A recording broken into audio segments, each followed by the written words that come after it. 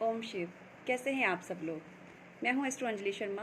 आप सभी का स्वागत करती हूं अपनी इस सीरीज़ में जिसका नाम है Indian rituals and logics behind. आज बात करते हैं मंगलसूत्र के इम्पोर्टेंस की। जैसा कि हम सभी जानते हैं, इंडिया में ये रिचुअल माना जाता है कि जो विवाहित औरतें होती हैं वो गले में मंगलसूत्र पहनती हैं। ये इसकी इम्पॉर्टेंस क्या है और इसका ओरिजिन क्या है, इसकी साइंटिफिक इम्पॉर्टेंस क्या है, इसकी स्पिरिचुअली क्या इम्पॉर्टेंस है और इसकी एस्ट्रोलॉजिकली क्या इम्पॉर्टेंस है, इसके बारे में मैं आपको बताना चाह रही हूँ। तो जैसा कि आपको पता है कि मंगलसूत्र में काले दाने होते हैं, as I am also wearing this, so इसमें काले दाने होते हैं। तो बेसिकली जब स्टार्टिंग हुई थी मंगलसूत्र की, तो मंगलसूत्र बेसिकली 2 वर्ड से बना है, दैट इज़ मंगल प्लस सूत्र। तो मंगल मीन्स पवित्र और सूत्र मीन्स धागा या थ्रेड। तो मंगलसूत्र मतलब पवित्र धागा। इसको एक पवित्र धागे के रूप में स्टार्टिंग में जब पहनना स्टार्ट किया, तब इसको स्टार्टिंग में एक पवित्र धागा के तौर पे पहना जाता था। स्टार्टिंग में जब इसको जब फेरों के टाइम में मंगलसूत्र एक लड़की के गले में वर पहनाता था, तो इसमें उसका कलर होता था, येलो कलर का एक धागा लिया जाता था उसको, या तो वो येलो उसको जैसे वाइट कलर का धागा लेके उसको हल्दी से रंग दिया जाता था, येलो कलर। और येलो कलर के धागे में उसमें काले रंग के बीड्स इस तरह से डाले जाते थे, जिसको फिर उसके गले में पहनाया जाता था। जिस टाइम फेरे होते हैं तो जो पुजारी होते हैं, पंडित होते हैं, वो मंत्रों का उच्चारण करते हैं और वर जो होता है वो लड़की के गले में ये मंगलसूत्र को पहनाता है। उस टाइम क्या होता था, क्योंकि ये धागा होता था तो पहली नोट जो होती थी वो लड़का बांधता था, बाकी की 2 नोट्स और बांधी जाती थी वो लड़की की बहनें बांधती थी, ऐसा कहा जाता है। लेकिन स्लोली जो है ये ट्रेंड चेंज हुआ और आजकल तो डिफरेंट डिज़ाइंस में लोग इसको पहनते हैं, लेडीज़ इसको पहनती हैं और नहीं भी पहनती हैं। तो आजकल इतना इसकी महत्वता ख़त्म होती जा रही है या लोग भूलते जा रहे हैं, कुछ भी कह सकते हैं, मॉडर्न होते जा रहे हैं, अपने आप को मॉडर्न समझते हैं हम, और इन चीज़ों को, पुरानी चीज़ों को जो एंशिएंट टाइम से चलती आ रही हैं उनको भूलते जा रहे हैं।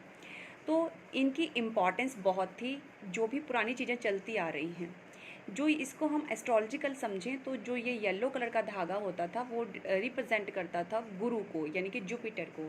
प्लैनेट जुपिटर जो होता है वो येलो कलर को इंडिकेट करता है, तो ये जुपिटर को इंडिकेट करता था। और जो ब्लैक जो बीड्स होते हैं वो इंडिकेट करते हैं शनि को। जो कभी भी अगर हम नॉर्मली भी बात करें तो एक लड़की की कुंडली में गुरु जितना अच्छा होगा उसका वैवाहिक जीवन उतना ही अच्छा माना जाता है। अगर हमारी कुंडली में किसी तरह से गुरु पीड़ित होता है तो हमारी जो मैरिड लाइफ होती है लड़की की वो इतनी अच्छी नहीं होती। इसी तरह शनि की भी अपनी इम्पॉर्टेंस है। जो काले बीड्स होते हैं ये नज़र से भी बचाते हैं। एक शुरू से एक मान्यता थी कि एक जो विवाहित स्त्री होती है सबकी नज़रें उस पर होती हैं, क्योंकि वो उसका एक रूप अलग ही सौंदर्य होता है, तो उसको किसी की नज़र ना लगे, इसलिए काले बीड्स नज़र के तौर पे भी पहनाए जाते थे कि लोगों की नज़र उसको ना लगे, तो इसलिए काले बीड्स भी पहनाए जाते थे।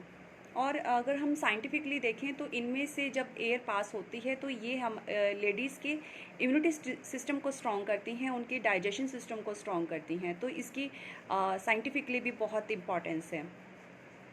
अब ये एस्ट्रोलॉजिकल और मैंने साइंटिफिक आपको इसके रीज़न बताए। तो इसको पहनने से एक जो खुद को भी एक पवित्र सा एहसास होता है, एक बॉन्ड, अच्छे बॉन्ड का एहसास होता है, तो इसलिए इसकी स्पिरिचुअली भी हम इसको देखें तो इसकी इम्पॉर्टेंस है।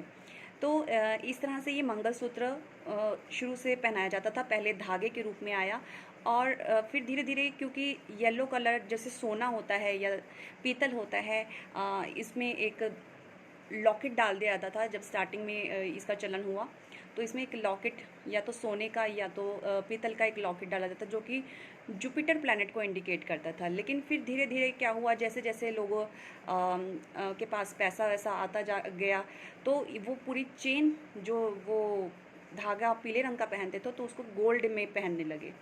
एंड फिर इसके लॉकेट के डिज़ाइन भी चेंज होते रहते हैं, धीरे धीरे चेंज होते गए। तो अब तो यानी कि करोड़ों के उसमें डिज़ाइंस आते हैं कि आप अपनी पसंद के अनुसार इसको पहन सकते हैं। लेकिन जो 2 कलर्स ब्लैक एंड येलो, इसकी इम्पॉर्टेंस थी वो मैंने आपको बताई। इसी तरह कई जगह अलग अलग जगह में इनको अलग अलग नाम से भी जाना जाता है। जैसे तेलुगु में हम इनके अलग नाम होते हैं और मलयालम में अलग इनके नाम होते हैं। इन कल्चर्स में इनको कई जगह थाली बोला जाता है। आई थिंक तेलुगु में इसको थाली बोला जाता है मंगलसूत्र को। इसी तरह से इनके डिज़ाइंस को भी अलग अलग नेम दिए गए हैं। जैसे रामापोट्टू हो गया और कुंबला थाली हो गया, तो ये इनके डिज़ाइंस के नेम होते थे। इसी तरह अलग अलग जगह पे इनके अलग अलग डिज़ाइंस और उसके पहनने के जो ये लॉकेट होता है बेसिकली, इसके डिज़ाइंस चेंज होते थे। तो अभी भी कई जगह पे अलग डिज़ाइन चलता है। जैसे महाराष्ट्रियन में मेरे ख्याल से यहाँ पे 2 बत्तीस 1 या 2 बत्तीस यानी कि 2 पार्ट्स जैसे होते हैं, वो डिज़ाइन चलता है।